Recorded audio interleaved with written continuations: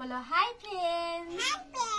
তো আমার সোনার আজকে জন্মদিন, তার জন্য মা কি কি রান্না করছি বলে দাও তো মা। এখানে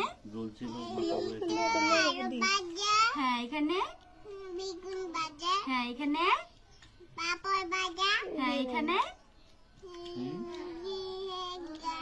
উস্তা ভাজা, ভুট্টার ভাজা, করলা ভাজা, করলা ভাজা, আর এখানে ওটা পেঁপে ভাজা, পেঁপে ভাজা, আর এখানে এটা মাছ ভাজা, মাংস ভাজা না, এটা আর মাংস পায়েস ঝোল। করেছিলাম। পায়েসটা যেহেতু সকালে খেয়েছি তাই এটা পায়েসটা দেওয়া হয় না। আর পায়েসটা বলেছিল ওর জেঠিমা।